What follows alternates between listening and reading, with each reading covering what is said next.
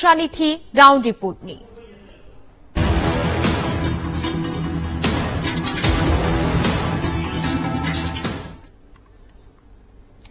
તો રાજ્યના ખેડૂતો નીલગાયના ત્રાસથી પરેશાન થયા છે। સૌરાષ્ટ્ર સહિત મધ્ય, ઉત્તર અને દક્ષિણ ગુજરાતના ખેડૂતો નીલગાયથી ત્રસ્ત થયા છે। ખેતરના ઉભા પાકને નુકસાન પહોંચાડી રહી છે નીલગાયથી થતા પાક નુકસાનનું વળતર ખેડૂતોને આખરે કોણ આપશે? વીટીવી ન્યૂઝ રાજ્યના ખેડૂતોની વહારે આવ્યું છે। નીલગાયથી નુકસાનીનો વીટીવી પર આ ગ્રાઉન્ડ રિપોર્ટ। તો ખેડૂતો નીલગાયના ત્રાસથી પરેશાન થયા છે અને આખરે મોડી રાત સુધી પણ ખેડૂતો પોતાના ખેતરોમાં રહેવા માટે મજબૂર થયા છે। ખેડૂતોના ખેતરોમાં નીલગાય મોટા પ્રમાણે નુકસાન કરે છે। અનેક એવા પાકો છે કે જેને કારણે ખેડૂતોના ખેતરમાં ભારે નુકસાન થાય છે। ખેડૂતો હાલ તો આ ત્રાસથી મુક્તિ માટે સરકાર પાસે માંગણી કરી રહ્યા છે। વીટીવી ન્યૂઝ ફરી એક વખત રાજ્યના ખેડૂતોની વહારે આવ્યું છે। નીલગાયથી નુકસાનીનો વીટીવી પર આ ગ્રાઉન્ડ રિપોર્ટ કે જ્યાં હવે રાજ્યના ખેડૂતો નીલગાયના ત્રાસથી પરેશાન થયા છે। તો મોડી રાત સુધી ખેડૂતોને પોતાના ખેતરોમાં હાજરી રાખવી પડે છે। સૌરાષ્ટ્ર સહિત મધ્ય ગુજરાત તમામ જગ્યાએ હાલ આ ત્રાસ જોવા મળી રહ્યો છે।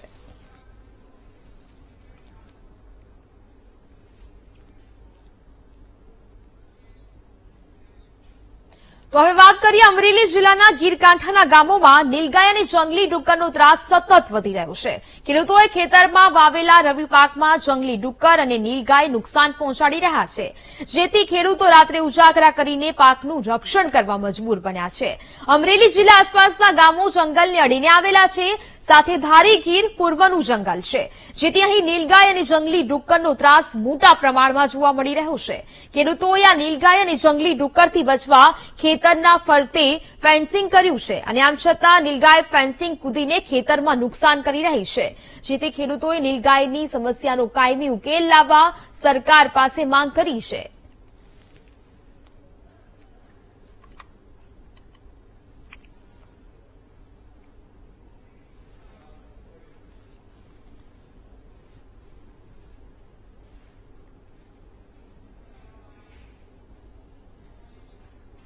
જંગલી ભૂંડ રોજ નીલગાય એટલા આવે, તાર ફેન્સિંગ છે છતાં આવે છે, રાતે ઉજાગરા કરે, એક જણો રાતે જાગે, દિવસે બીજો, દિવસે કે રાતે રેઢું રે એટલે 20 થી 15 થી 20 ભૂંડ ગરી જાય। શાળું પાક છે, અટાણે ઘઉં છે, બાજરો છે કે શીણા છે, એમાં વધારે પડતું નુકસાન બાજરામાં અને શીણામાં કરે છે ભૂંડ। ને નીલગાય નો બહુ ત્રાસ છે। એટલે કઈ રીતના આવે છે? રાતે ગમે એ તમારે તાર ફેન્સિંગ બાંધેલા હોય તો એને કઈ નડતું નથી, હેઠેથી ગળકીને આવે, રોજ ઠેકી જાય, પાડી નાખે, એટલે સતત વાડીએ ઉજાગરો કરવો પડે રાતે। અત્યારે તો ભોંડ ને રોજ રાત દિવસ અમારે ઉજાગરા કરવાના। જીરું, ઘઉં, ડુંગળી બધું વાવ્યું છે, પણ રાત દી ની મહેનત। તારમાંથી ગળકીને નીકળી જાય। કેટલા આવે? અરે 10 ના ટોળા, 5 ના ટોળા ભોંડ ને રોજ તો બહુ। અત્યારે જમીનોની અંદર શેણા અને ઘઉં વાવેલા છે અને અત્યારે એટલું બધો ત્રાસ છે ભૂંડણાઓનો અને રોઝડાવ। શીંડા પાડીને વાડ્યું બનાવી છતાં શીંડા પાડીને અંદર ઘરી જાય છે અને રાત દિવસ જોયા વગર અમે રાત દિવસ સૂતા નથી શેણાનો, અને તોય ગમે એમ કરીને ઘઉં ને બગાડે, એટલો બધો બગાડ કરે છે એની કોઈ વાત પૂછોમાં, એટલો બગાડ કરે છે।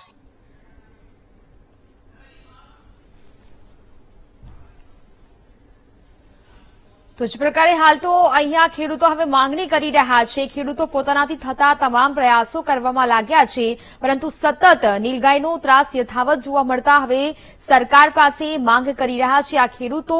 નીલગાય અને ડુક્કર ખેતરમાં ભારે નુકસાન પહોંચાડે છે। તો હાલ તો ભાજપ કિસાન સેલ મહામંત્રી હિરેન હિરાપરા આપણી સાથે જોડાયા છે। હિરેનભાઈ, વીટીવી ન્યૂઝમાં આપનું સ્વાગત। સૌથી પહેલા તો આખરે ખેડૂતો જે પ્રકારની માંગ કરી રહ્યા છે, નીલગાયને કારણે ખેતરોમાં મોટા પાયે નુકસાન થાય છે, હવે આખરે આનો ઉપાય શું કહી શકાય? નમસ્કાર, ખેડૂતોના મુદ્દા ઉપર આપ ચર્ચા કરી રહ્યા છો, સારી બાબત છે। નીલગાય અને ભૂંડનો ત્રાસ એ ખેડૂતોને પારાવાર ખેતીમાં નુકસાન થઈ રહ્યું છે, પરંતુ ભારતીય જનતા પાર્ટીની સરકાર આ રાજ્યમાં સત્તા ઉપર આવ્યા પછી ખેડૂતોને નીલગાય અને ભૂંડના ત્રાસમાંથી આંશિક રીતે મુક્તિ મળે એ માટે વાયર ફેન્સિંગની યોજના પણ લઈ આવ્યા છે, તાર ફેન્સિંગની યોજના લઈ આવ્યા છે, અને એના મારફતે ખેડૂતને મદદરૂપ થવાનો પ્રયાસ એ ભારતીય જનતા પાર્ટીની સરકાર કરી રહી છે. પરંતુ હિરેનભાઈ, જે પ્રકારે અત્યારે ખેડૂતો એ પણ જણાવી રહ્યા છે કે ફેન્સિંગ કરવા છતાં પણ નીલગાય તેને ઓળંગીને ખેતરોમાં આવી જાય છે અને તેને જ કારણે ખેડૂતોને આખી રાત જાગરણ કરવું પડે છે. પોતાના ખેતરોની રક્ષણ કરવા માટે આખી રાત તેઓ જાગે છે, છતાં પણ મોટા પાયે આ ખેતરોમાં નુકસાન થાય છે. એ વાત એમની સાચી છે. ખેડૂત રાત દિવસ એ ઉજાગરા પણ કરતો હોય છે અને નીલગાય એ વાયર ફેન્સિંગને પણ એ ક્યારેક એ ઠેકીને ખેડૂતના ખેતરમાં નુકસાન થતું હોય છે. એ જંગલી પ્રાણી છે અને જંગલી પ્રાણીને ખેતરમાં આવતા રોકવા માટે રાજ્ય સરકારે વાયર ફેન્સિંગની યોજના ખૂબ મોટું બજેટ દાખલ કરીને ખેડૂતોને મદદરૂપ થવાનો પ્રયાસ કર્યો છે અને આંશિક રીતે એમાંથી એમને મુક્તિ મળે એ માટેના પ્રયાસ એ ભારતીય જનતા પાર્ટીની રાજ્ય સરકારે કર્યા છે અને એનો લાભ ખેડૂતોને મળી પણ રહ્યો છે. પરંતુ હિરેનભાઈ, હવે આખરે આનો ઉપાય શું? કારણ કે ખેડૂતો પણ ક્યાંક પરેશાન જોવા મળી રહ્યા છે. એક બાદ એક મુસીબતો ખેડૂતો પર આવતી જ રહી છે અને હવે આ એક વધુ મુસીબત. પરંતુ આનો કોઈ ઉપાય તો હશે ને? ચોક્કસ એવા પ્રકારની કોઈ વ્યવસ્થા કે ખેડૂતોને આ પ્રકારની મુશ્કેલીનો સામનો ન કરવો પડે. ખેડૂતોને રાત ઉજાગરા ન કરવા પડે, ખેડૂતોનો પાકનું નુકસાન ઓછું થાય એ માટેના જે આ જીવ છે, નીલગાય હોય તો પણ ભલે, ભૂંડ અને રોજ હોય તો પણ ભલે, એમાંથી એમને છુટકારો મળે એ માટેના આંશિક રીતે જે રીતે ઉપયોગી થવાતું હોય એ રીતે ખેડૂતોને આ નુકસાનીમાંથી બચાવી શકાય એ માટે વાયર ફેન્સિંગ યોજના સરકારને સારી લાગી અને ખેડૂતોના સૂચન હતા એ પ્રમાણે સરકારે દાખલ કરી છે. આ વિષયની અંદર ઝટકા મશીનની યોજના દાખલ કરવાની ખેડૂતો તરફથી માંગ આવી તો રાજ્ય સરકારે એ પણ સ્વીકારી અને ઝટકા મશીન પણ સબસિડીની અંદર, સહાયની અંદર લઈ આવ્યા છે. ખેડૂતોની આ બાબતે જે કઈ માંગ હશે અને એ બાબતમાં રાજ્ય સરકાર એ સંપૂર્ણપણે ખેડૂતો સાથે રહીને સહાનુભૂતિપૂર્વક આ રાજ્યનો ખેડૂત એને રાત ઉજાગરા ન થાય એ માટેના તમામ પ્રયાસ એ રાજ્ય સરકાર કરી રહી છે. બિલકુલ હિરેનભાઈ, આપ જોડાયેલા રહેશો. આપની પાસે પરત ફરીશ. તો અમરેલીથી ખેડૂત મહેશભાઈ ચોડવડિયા પણ આપણી સાથે જોડાયા છે. મહેશભાઈ, આપનું વીટીવી ન્યૂઝમાં સ્વાગત છે. મહેશભાઈ, આપ એક ખેડૂત છો, આપ જ જણાવશો આપને આપવીતી કે કેવી તકલીફ હાલ પડી રહી છે નીલગાયને કારણે?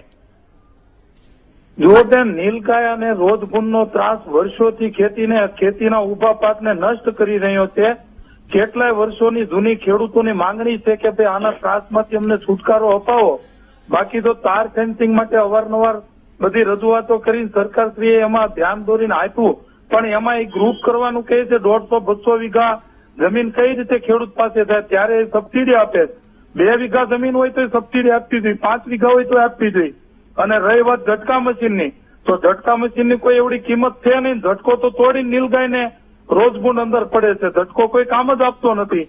પ્રશ્ન એ છે કે શિડ્યુલ 4 નું આ પ્રાણી છે નીલગાય, જંગલનું, ફોરેસ્ટનું, તો ફોરેસ્ટને કોર્ડન કરવામાં આવે. તાર ફેન્સિંગ કરવું હોય તો ફોરેસ્ટની ફરતું કરે અને ફોરેસ્ટનું પ્રાણી છે તો ફોરેસ્ટમાં રાખે ને.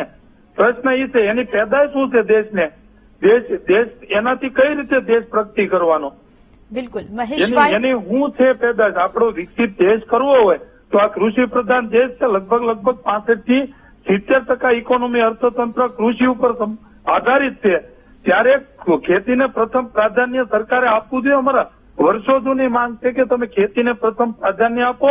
ખેતીને અવરોધરૂપ જે આવા બધા છે એ બધાને કોર્ડન કરીને કેમ ખેત પેદાશનું ઉત્પાદન વધે અને કેમ ઉત્પાદન ખર્ચ ઘટે, ત્યારે દેશ વિકસિત થાય કે જયારે ઉત્પાદન વધશે અને સિંચાઈ માટેનું પાણી પહોંચશે ખેતરે જે પહોંચ્યું નથી. એટલે બેન મોટી સમસ્યા છે. હિંસક પ્રાણીઓનો મોટો ભય છે. સાથે સાથે રાત ઉજાગરા કન્ટિન્યુ પૂરી રાત ખેડૂતને જાગવું પડે છે. રોજભૂનનો એવડો ત્રાસ છે કે એક મટકું ઊંઘનું મારે તો તરત તેના પાકની અંદર રોજ કે ભૂંડ ઘૂસી જાય છે. દિન પ્રતિદિન એની સંખ્યા વધતી જાય છે, ઘટવાને બદલે વધતી જાય છે. અને કાંઈ પણ ખેડૂત નીલગાય કે એને કોઈ હાનિ કે ઈજા પહોંચાડે તો ઉલટાનો હું તો કહું એક માનવ જીવ કરતા આ સરકારને કે આ અધિકારીઓને પ્રાણીઓનો જીવ વાલો છે એવું મને લાગે છે બેન. બિલકુલ મહેશભાઈ, હિરેનભાઈ, આપ બંને અમારી સાથે જોડાયેલા રહેશો. આગળ પણ આપણે ચર્ચા કરીશું, પ્રશ્નોના જવાબ આપણે મેળવીશું હિરેનભાઈ પાસેથી પણ. પરંતુ જે પ્રકારે અત્યારે આ મુદ્દો જે બન્યો છે અને હાલ ખેડૂતોને જે પ્રકારની મુશ્કેલી પડી રહી છે, ચર્ચા યથાવત રાખીશું. હાલ રોકાઈએ એક બ્રેકમાં.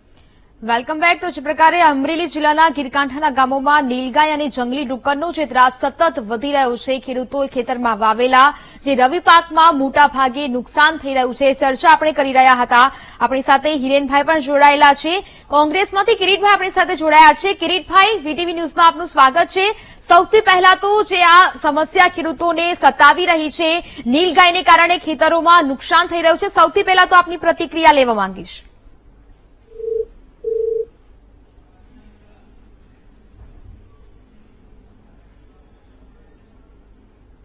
હિરેનભાઈ પણ આપણી સાથે જોડાયા છે. હિરેનભાઈ, હમણાં મહેશભાઈ આપણી સાથે જોડાયેલા હતા. મહેશભાઈ જે પ્રકારે વાત કરી સબસિડીની, શું કહેશો? આખરે મહેશભાઈનું એવું કહેવું હતું કે જેમની પાસે વધારે જમીન હોય છે તેમને સબસિડી આપવામાં આવે છે, પરંતુ 1-2 વીઘા જ્યારે જેની કોઈ ખેડૂત પાસે જમીન હોય છે તો પછી સબસિડી નથી આપવામાં આવતી. આવો ક્યાંક તેમનો પ્રશ્ન છે, શું કહેશો?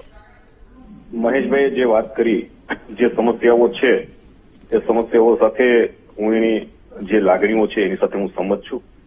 સંમત એટલા માટે છું કે મહેશભાઈ જે જિલ્લામાંથી વાત કરે છે, તમે જે જિલ્લાની સમસ્યાઓની વાત કરો છો એ જિલ્લો મારો છે, એ જિલ્લા સાથે હું જોડાયેલો છું.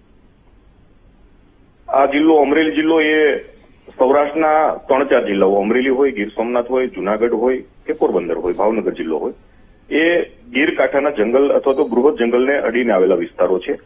એમાં જંગલી પ્રાણીઓ હોય કે નીલગાય ડુક્કરનો પ્રશ્ન હોય, એ પ્રશ્નની સામે ખેડૂતો ઝઝૂમી રહ્યા છે. એની સામે સરકાર પણ મદદરૂપ થવાનો સંપૂર્ણપણે પ્રયાસ કરી રહી છે. વાયર ફેન્સિંગની યોજના, તાર ફેન્સિંગની યોજના છે. ખેડૂતોની અલગ અલગ માગણીઓ આવી, એ માગણીઓના અનુસંધાને જે પ્રકારે માગણી હતી એ પ્રકારે રાજ્ય સરકારે મન મોટું રાખીને, મન ખુલ્લું રાખીને, પહેલા માત્ર વાયર ફેન્સિંગ હતું, તાર ફેન્સિંગ, એમાં ચેલેન્જિંગ જાળીની વાત આવી તો સરકારે એ પણ વાત સ્વીકારી અને જ્યાં જે પ્રકારે રાજ્ય સરકાર સમક્ષ ખેડૂતોની વ્યાજબી માગણી આવે છે, વ્યાજબી માગણીઓ સ્વીકારીને આ રાજ્ય સરકાર સંપૂર્ણપણે, રાજ્યના કૃષિ મંત્રી આદરણીય રાઘવજીભાઈ પટેલ હોય કે રાજ્યના મુખ્યમંત્રી એ ભૂપેન્દ્રભાઈ પટેલ હોય, સંપૂર્ણપણે ખેડૂતોની આ યોજના ખેડૂતોને રાત ઉજાગરા ન કરવા પડે, એના પાકને ઓછું નુકસાન થાય એ માટે પણ વધુ બજેટ ફાળવીને એ ખેડૂતોને મદદરૂપ થવાનો પ્રયાસ છે. અત્યારે ગ્રુપની અંદર એ 5 હેક્ટર 10 હેક્ટર એ પ્રકારેના જે મોટા ગ્રુપ બને ખેડૂતોના સામૂહિક, એમાં સબસિડી આપવાની યોજના છે અને એ યોજના જેમ જેમ મોટા ગ્રુપો પૂરા થતા જશે એમ વ્યક્તિગત રીતે પણ આ રાજ્યની અંદર આ યોજના દાખલ થાય એ માટેના પ્રયાસો એ રાજ્ય સરકાર કરશે. બિલકુલ. હિરેનભાઈ, આપ અમારી સાથે જોડાયા, વાતચીત કરી તે બદલ આપનો આભાર. મહેશભાઈ પણ આપણી સાથે જોડાયા. મહેશભાઈ, આપનો પણ આભાર અમારી સાથે ચર્ચા કરવા માટે. તો હવે સરકાર આગામી સમયમાં કેવા પગલાં લે છે કે જેથી ખેડૂતોની મુશ્કેલીમાં ઘટાડો થાય અને પોતાના પાકનું તેઓ રક્ષણ કરી શકે. રોકાઈશું વધુ એક બ્રેક માટે.